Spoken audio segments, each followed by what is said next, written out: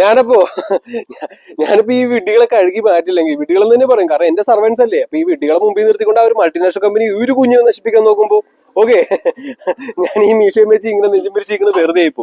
അപ്പോ അതാണ് ഈ പറയുന്ന പ്രകൃതിയാണെങ്കിൽ ഇവരെല്ലാവരും മിണ്ടാതിരിക്കുന്ന ആൾക്കാരായതുകൊണ്ട് അവര് അനുഭവിക്കുന്ന ആ ഒരു വേദനകൾ ആരും കാണുന്നില്ല അല്ലെ, നമ്മുടെ കാട്ടിലെ മൃഗങ്ങളാണെങ്കിലും. പക്ഷെ ഇതെല്ലാം ഈ ശരീരത്തിലേക്ക് കണക്റ്റഡ് ആണ്. കാരണം നമ്മളൊരു സോഷ്യൽ ജീവി തന്നെയാണ്.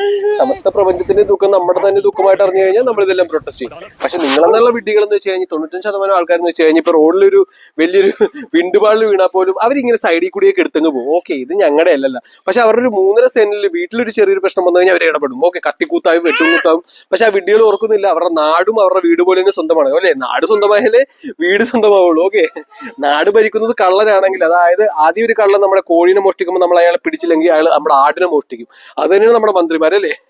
ആദ്യം എല്ലാം കുഞ്ഞു കുഞ്ഞു അഴിമതിയെല്ലാം കാണിച്ചപ്പോൾ നമ്മളൊന്നും വേണ്ടിയില്ല.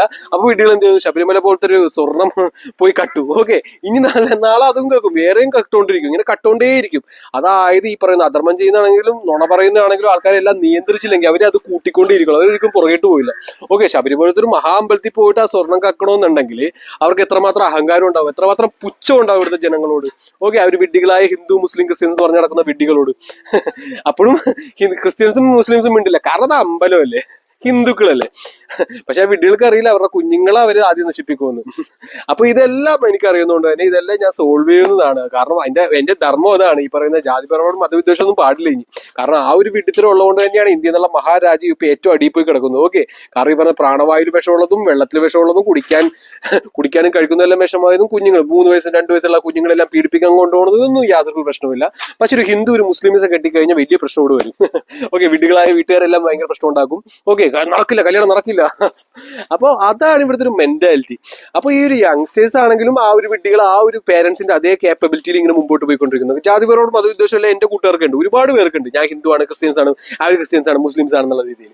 അപ്പൊ ഈ വിഡ്ഢികൾ ആ ഒരു മെയിൻ ആയിട്ടുള്ള കാര്യം താഴ്ത്തി വെച്ചുകൊണ്ട് അങ്ങനെ തന്നെയാണ് ഈ ഒരു സിസ്റ്റം 2030 അജണ്ട വരെ ഇപ്പൊ എത്തിയിരിക്കുന്നത്. പക്ഷെ ഇനിയുള്ള 4 വർഷം ഞാൻ നോക്കും.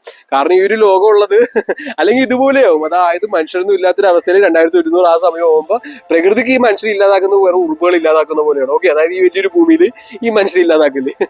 അപ്പോൾ ഈ ഒരു ആൾക്കാരെല്ലാം മാറ്റിയിട്ട് പ്രകൃതി അതിന്റെ സ്വന്തമായിട്ടുള്ള ആ ഒരു സ്വഭാവത്തിലൂടെ വളരും. അതായത് ആ ഒരു പച്ചപ്പിലൊക്കെ വന്ന്. പക്ഷെ അത് വേണ്ടല്ലോ. ഓക്കെ, കുഞ്ഞുങ്ങൾക്കെല്ലാം നല്ല രീതിയിൽ ജീവിക്കാനുള്ള ഒരു സാഹചര്യം ഞാൻ ഒരുക്കുന്നതാണ്, റിലാക്സ് സോർസ് ഒരുക്കുന്നതാണ്. അതായത് പ്രകൃതിയോടൊപ്പം തന്നെ ഇണങ്ങിയുള്ളൊരു ജീവിതം. അതായത് പ്രകൃതിയുടെ രാജാവല്ല, പ്രകൃതിയുടെ അടിമയായിട്ടുള്ളൊരു ജീവിതം വേണം ജീവിക്കാൻ. ഈ പറയുന്ന മരങ്ങളാണെങ്കിലും എല്ലാം നമ്മുടെ ശരീരത്തിലേക്ക് കണക്റ്റഡ് ആണ്. എന്നാ ഒരു കണക്ഷൻ നമ്മൾ കട്ട് ചെയ്തോ അന്ന് നമ്മൾ ആശുപത്രിയുടെ കണക്ഷൻ കൂട്ടി.